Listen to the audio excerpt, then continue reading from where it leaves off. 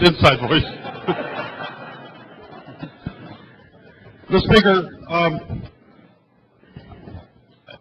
there's a lesson to be had here about how we're out of balance.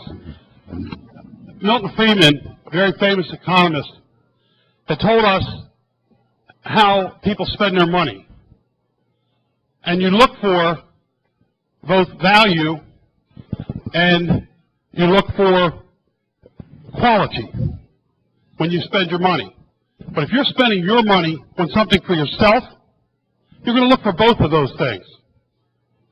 Now, when you spend somebody else's money on something for yourself, or you're going to buy something, you don't care whether or not how expensive it is, and you care about the quality.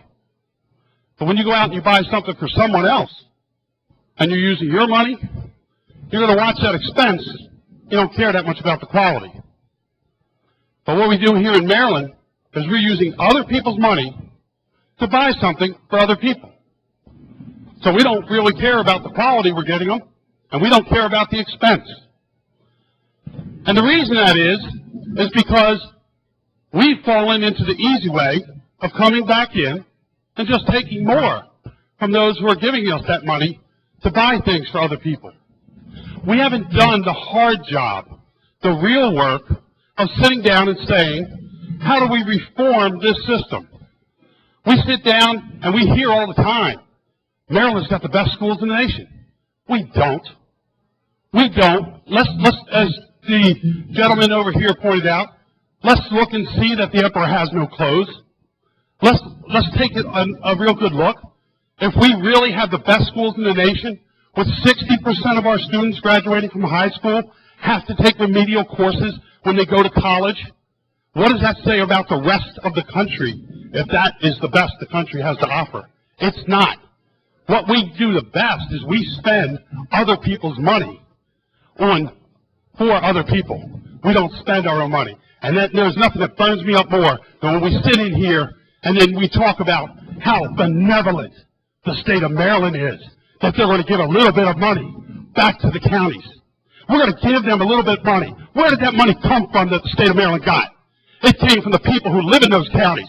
It came from those counties. It is not the state of Maryland's money that we're giving back to those counties. What we're giving them is the burden from our irresponsible behavior in how we've been spending that money. We're giving them the burdens that the state of Maryland has acquired. This legislative services says, these are not my numbers, these are legislative services. We will be back here in 2014 to address a $406 million deficit. Legislative services says in 2015, we'll be back here again to address a $526 million deficit. Legislative services says that in 2016, we'll be addressing a $484 million deficit. Legislative services says in 2017, it'll be $393 million. And what are we doing about that here today, now in a special session? We're passing the buck down the road, kicking the can, and not taking a look at how we address those problems. And there are ways. We sat here yesterday, and we were told by the majority leader, oh my gosh, if we don't pass this, we're going to lose 500 jobs. And then the good delegate stood up and said, you know what? Not one single of those jobs, those state jobs, is a filled job. They're empty. They're empty pins. There wasn't one job. And did anybody stand up and correct him? No, because he was correct. Have anybody here stood up and said and justified why we're putting a penalty on marriage? Not one person has stood up and said, here's why we have to penalize you and the taxes if you're married. No, they haven't. What we've said is, we're going to do it. If you're single, yes, you get a better tax break than if you're married, and if you're living together and you're not married, you're going to be two single people able to file. So what are we doing?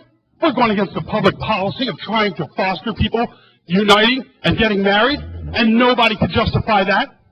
Why is Maryland not doing the hard thing? Why are we looking at the Department of Planning and saying if every single county has a Department of Planning, are there redundancies? Can we reduce them? Can we get rid of some real jobs, some real people who are in there doing redundant jobs? Are we doing what they have to do, our citizens at home? No. what we're doing is just raising taxes. Let's do what the economists tell us. Why not with schools? If you gave out vouchers at schools and we said, you know what, you're going to spend your money, you're going to look for quality, and you're going to look for the best bargain. But no, we're spending other people's money for other people. And the state doesn't look for quality. The state doesn't look for the best bargain because it's not their money. And they're not receiving the product. And that's simple economics.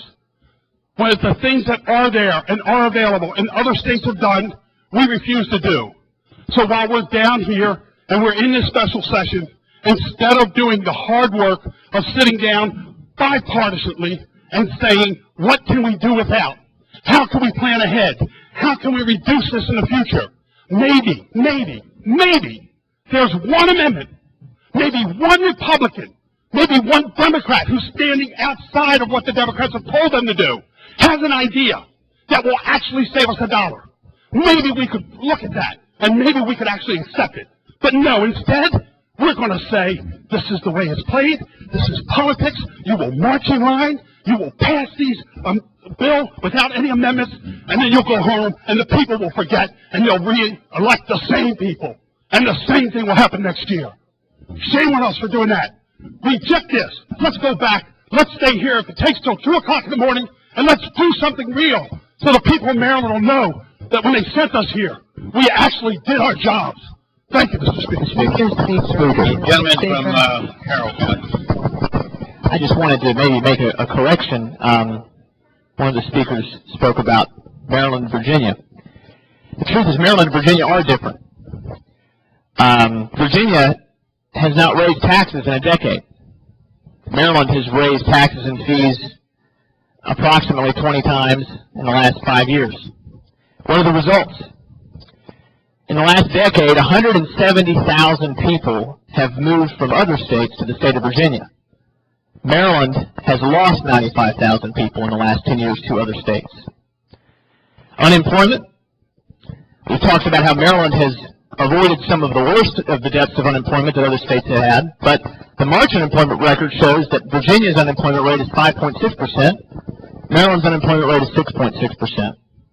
Now, I love Maryland, and I love living here, but I think it's time for a change so more people can afford to live here and stay. Thank you. Mr. Speaker. Thank you, Mr. Speaker. A while back, there were comments about nailing things, and I'd just like to nail the truth about the budget increase. And frankly, it's important to understand that budgets are divided into categories as the general funds, the special funds, federal funds, and higher education funds. And for 2013, yes, there is a $938 million increase. But guess where it comes from? $1.2 billion from special funds.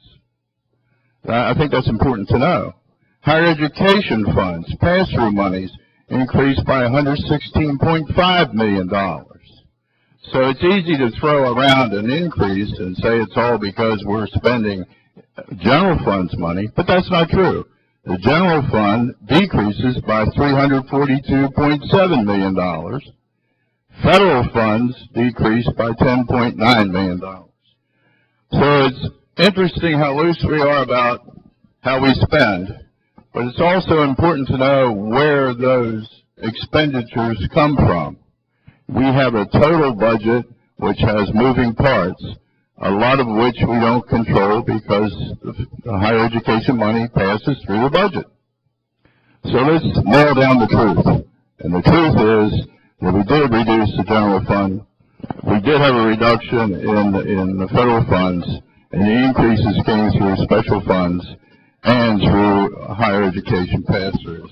I think that's important to know, and I'm certainly going to dwell on that as I vote for this bill and the subsequent bill, because I want to do the least amount of damage, and I want to vote the truth for my constituents. Thank you. Mr. Speaker. We're going to start with the gentleman from Anne Arundel. We'll right down the line. Thank you, Mr. Speaker. I just, with all respect to our colleague from Frederick, part of the reason why we have this divergence in special funds is because, we keep creating new ones. In this bill, we're creating a new one, the Budget Restoration Fund, which is a new special fund. And so to say we're cutting $327 million from the general fund is not accurate because we're simply shifting the money around. So, you know, in response to what was just said, you know, some of that is true. Some of it's coming from different funds, but most of it in this bill is just a brand new fund that we just created to move the money around to fill in the contingent cuts from the last budget. Thank you, Mr. Speaker. Thank you, Mr. Speaker. You know, this Bertha is really about spending. This is the spending portion we're talking about. And I think that, and of course, if it didn't pass, we would be right back where we were in April.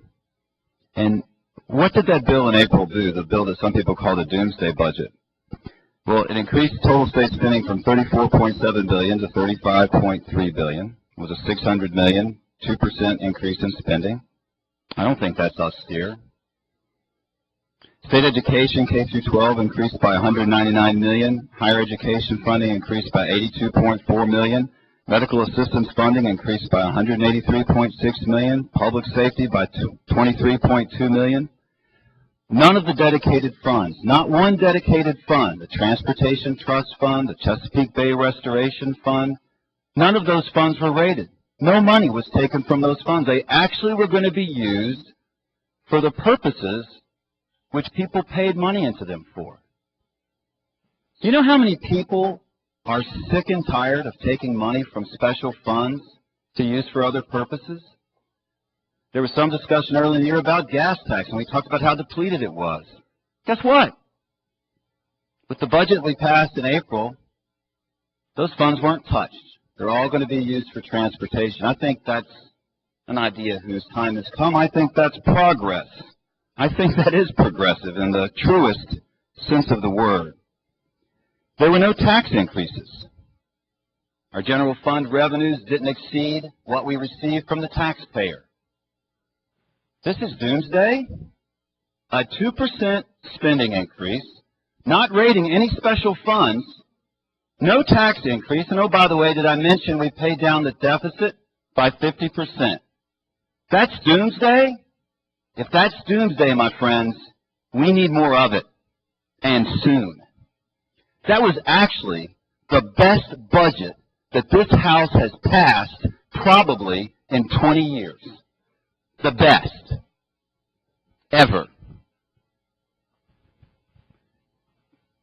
Now, 15 counties, which I articulated yesterday, 15 counties get more money from this budget